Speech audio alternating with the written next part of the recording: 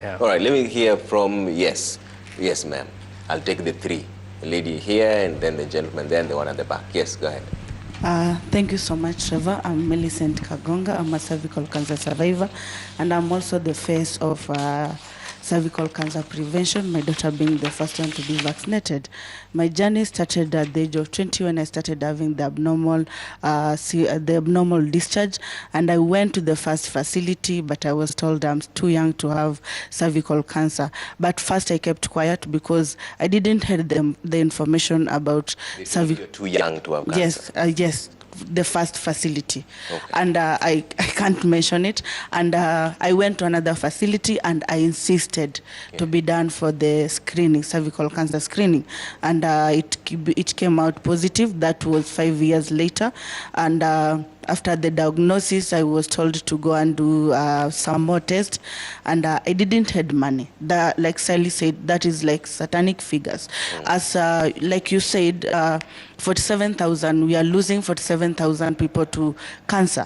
And let me tell you the truth, we are not losing 47,000, we are losing more. Because how many can afford 45 to 50,000 Kenyan shillings to go and do the biopsy? Because the biopsy test is the ones that confirms that this person has cancer. But we are losing more people because they don't have the 45 to 50,000 cash money, because NHIF doesn't pay for that. So we are losing more. Okay. And then we need to work on that gap.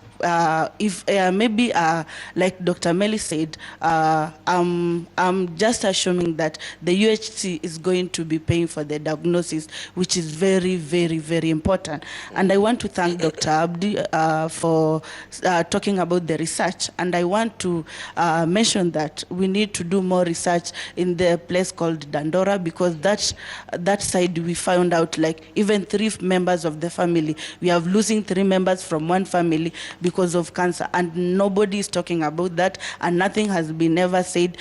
So in Milicent research, I'm trying to convince myself maybe it's because of the dam site, but I don't know. Okay.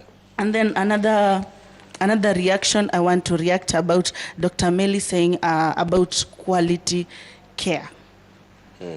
I need to breathe in, because the other thing that I'm doing, when I was getting, I got my treatment at KNH, and when I was getting my treatment there, I used to sleep at the corridors. When Citizen TV aired the story in 2017 about ladies sleeping at the corridors, I was among them. And I can tell you the truth, I am the only one, or maybe 2 of us, survived from those corridors.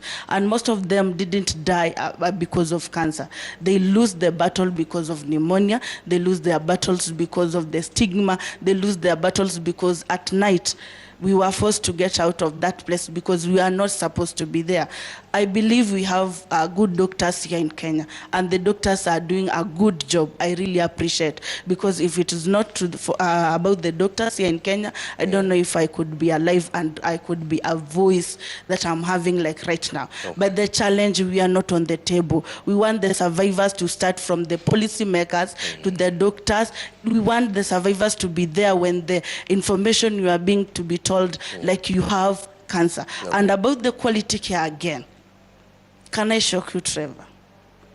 Can I tell you, last week, a patient alikwama kwa machine ya radiotherapy at the facility. How many machines do we have at Kenyatta Hospital? How many? We have machines, but they're not working. Like right now, the counties wamepewa machines. So that queue yenye iko pale, it's not supposed to be there.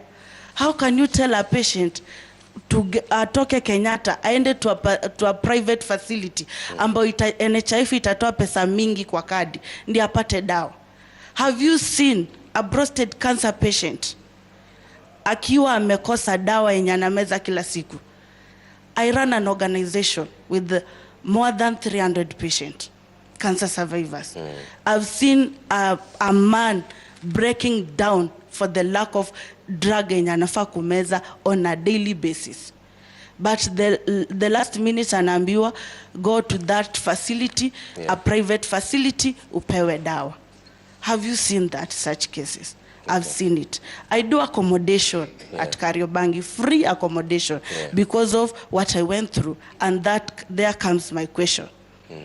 I understand there was a time to Liskia, we are having a hostile at Kenyatta.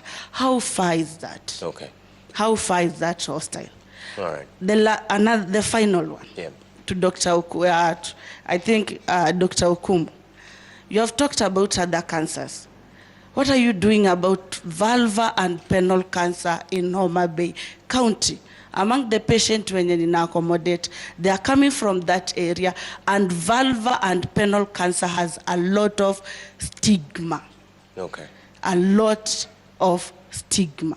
What are we doing about that? Okay. That's why it is very, very important for us to be on the table. Okay. Thank you, Milicent. And you've heard the questions, so I'll come to that in just a bit. Yes, sir.